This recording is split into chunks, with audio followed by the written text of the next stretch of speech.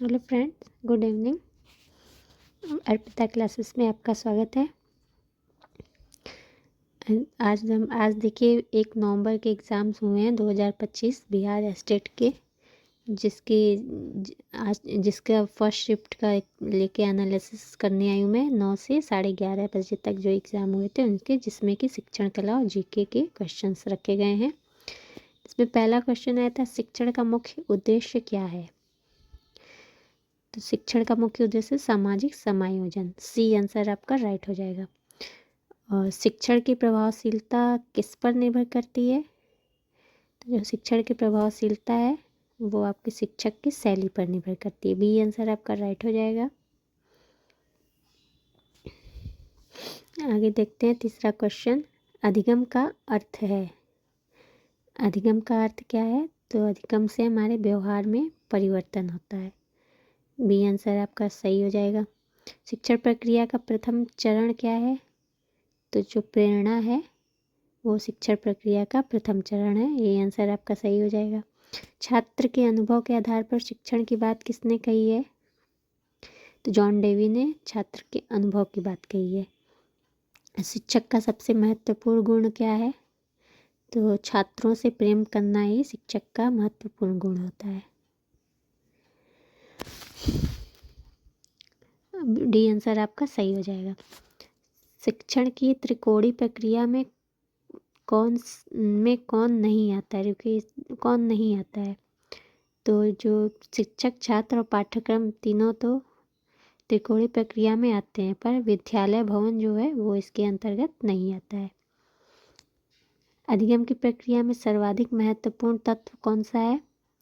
तो अधिगम को हम लोग अभ्यास से ही प्राप्त कर सकते हैं, तो डी आंसर आपका सही हो जाएगा। आगे देखते हैं कि शिक्षण का अर्थ है शिक्षक छात्र के बीच संवादात्मक प्रक्रिया। शिक्षक छात्र दोनों के बीच जब बातचीत होगी तभी शिक्षण प्रभावशाली रहेगा। कौन सा सिद्धांत प्रयास और त्रुटि से संबंधित है? तो जो थॉर्नडाइक का सिद्धांत है वो प्रयास और त्रुटि से संबंधित है, ए आंसर आपका सही हो जाएगा। शिक्षक को कक्षा में सबसे पहले क्या करना चाहिए? तो सबसे पहले छात्रों का ध्यान आकर्षित करना चाहिए, कुछ रुचिकर शब्दों से या सामग्री से छात्रों का ध्यान आकर्षित करें। शिक्षण की प्रक्रिया में प्रतिपुष्टि फीडबैक का अर्थ क्या है? तो इसमें होता है आपका शिक्षक की जो फीडबैक देते हैं छात्र की प्रतिक्रिया के लिए देते हैं, बी आंसर आपका सही हो जाएगा। माइक्रो टीचिंग में एक समय में कितने कौशल पर, इसे शॉर्ट कर लेती हूँ, देखती हूँ, बहुत लंबे क्वेश्चन है ये। माइक्रो टीचिंग में एक समय में कितने कौशल पर ध्यान दिया जाता है? तो एक कौशल पर, ये आंसर आपका राइट हो जाएगा। शिक्षण कौशल का उद्देश्य क्या है? तो शिक्षक को प्रशिक्षित करना शिक्षण कौशल का उद्देश्य है। कौन सा शिक्षण माध्यम सबसे प्रभावी माना गया है? श्रव्य दृश्य माध्यम जो है वो सबसे प्रभावी माना गया है, सी आंसर आपका राइट हो जाएगा। ब्लूम ने किसके वर्गीकरण की बात की है? तो ब्लूम ने जो अधिगम के क्षेत्र हैं उसकी बात की है। ब्लूम का क्वेश्चन देखिए हर शिफ्ट में आ रहा है। मूल्यांकन का उद्देश्य क्या है? सुधार हेतु सूचना देना मूल्यांकन का मुख्य उद्देश्य है, बी आंसर आपका राइट हो जाएगा। शिक्षण में अनुशासन बनाए रखने का सर्वोत्तम तरीका है? तो छात्रों से संवाद, जहाँ भी देखिए संवाद आएगा तो आप समझिएगा हाँ ये राइट आंसर हो सकता है। कौन सा सिद्धांत शर्तबद्ध प्रतिक्रिया से संबंधित है? तो पॉवलोव का सिद्धांत जो है शर्तबद्ध प्रतिक्रिया है। शिक्षण की प्रक्रिया में प्रेरणा की भूमिका क्या है? तो अधिगम को सक्रिय बनाना प्रेरणा की भूमिका के अंतर्गत आते हैं, बी आंसर आपका राइट हो जाएगा। शिक्षण उपकरण टीचिंग एड्स का उपयोग क्यों किया जाता है?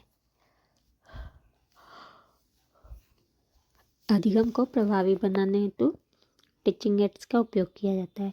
कौन सा सिद्धांत बल प्रयोग द्वारा अधिगम से संबंधित है? तो स्किनर का प्रचालन अनुबंधन बल प्रयोग द्वारा अधिगम से संबंधित है। प्रश्न पूछने की कला किस प्रकार का कौशल है? तो ये एक शिक्षण कौशल है। हम लोग शिक्षक से प्रश्न पूछते हैं उसमें। अधिगम का सर्वश्रेष्ठ तरीका कौन सा है? तो करके सीखना जो है अधिगम का बेस्ट तरीका है। इसके पहले शिफ्ट में देखिए घुमा दिया था कि करके सीखना किसका तरीका है, तो ये अधिगम का दे दिया था ऑप्शन में। अब देखिए क्वेश्चन घुमा के इस तरह कर दिया गया है, तो यहाँ भी आंसर आपका राइट हो जाएगा। बस इस तरह क्वेश्चन को घुमा के ही पूछा जा रहा है। अगर आप लोगों को कुछ भी नहीं समझ में आ रहा क्या पढ़ें, तो मेरे प्लेलिस्ट में जाइए, वहाँ पर जितने भी मैंने 14 अक्टूबर से जितने एग्ज़ाम शुरू हुए हैं सब शिफ्ट की मैंने वहाँ पर शिक्षण कला के पेपर का एनालिसिस किया है, वहाँ जाकर आप लोग देख लीजिए। बस इतना पढ़ के जाइए, फिर क्वेश्चन का आपको फंसना वहीं से है ही। तो इतना कर लीजिए जिसको अभी समय नहीं मिल रहा है पढ़ने का। तो सीखने की गति प्रत्येक छात्र में भिन्न होती है। यह कथन किस दृष्टिकोण का है? तो व्यक्तिगत भिन्नता। ये आंसर आपका राइट हो जाएगा। Teaching is an art as well as science. यह कथन किसका है? तो ये कथन आपका आएगा जॉन एडम्स का। ये आंसर आपका राइट हो जाएगा। शिक्षण प्रक्रिया में ब्लैक बोर्ड का प्रयोग क्यों किया जाता है? तो शिक्षण को दृश्य बनाने हेतु ब्लैक बोर्ड का प्रयोग किया जाता है। बी आंसर आपका राइट हो जाएगा। शिक्षक को छात्रों की त्रुटियों पर कैसी प्रतिक्रिया देनी चाहिए? तो उसमें रचनात्मक सुधार करना चाहिए। शिक्षण में सफलता का मुख्य आधार क्या है? तो शिक्षण में जो सफलता का मुख्य आधार है वो शिक्षक की तैयारी कैसी है ये देखा जाता है। और ये शिक्षण कला का लास्ट क्वेश्चन है। शिक्षक की भूमिका होनी चाहिए, शिक्षक की भूमिका प्रेरक और मार्गदर्शक होनी चाहिए। इसके बाद हम लोग जीके के 10 क्वेश्चन देखेंगे। इसके पहले आप लोग को वीडियो पसंद आए तो लाइक और सब्सक्राइब जरूर कर दीजिएगा। पंचशील समझौता भारत और किस देश के बीच हुआ? तो पंचशील समझौता जो है भारत और चीन के बीच हुआ था।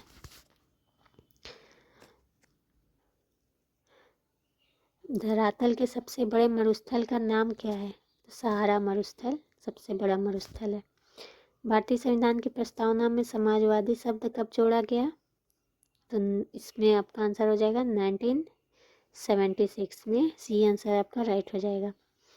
भारत में मुद्रा छापने का कार्य कौन करता है? तो यहाँ पर भारतीय रिजर्व बैंक। बी आंसर आपका राइट हो जाएगा। विश्व का सबसे बड़ा लोकतंत्र कौन सा देश है? तो ये है अपना प्यारा भारत, जो कि विश्व का सबसे बड़ा लोकतंत्र देश है। जल का रासायनिक सूत्र क्या है? यहाँ देखिए साइंस के भी कुछ क्वेश्चंस आ ही गए हैं पूछने में। तो H2O जो है जल का रासायनिक सूत्र है। 2 क्वेश्चन एक क्वेश्चन करके हर जगह से अटेम्प्ट किया गया है। मानव शरीर में पाचन की प्रक्रिया कहाँ से आरंभ होती है? तो मुख से। सी आंसर आपका राइट हो जाएगा। कंप्यूटर की मस्तिष्क कहलाने वाली इकाई कौन सी है? तो ये है आपका CPU, कंप्यूटर की मस्तिष्क कहलाती है। और ये आखिरी क्वेश्चन है, बिहार का पहला विश्वविद्यालय कौन सा है? तो पटना विश्वविद्यालय है। वीडियो को पसंद आए तो इसे शेयर ज़रूर कर दीजिएगा। कल फिर मिलते हैं नेक्स्ट वीडियो में। धन्यवाद।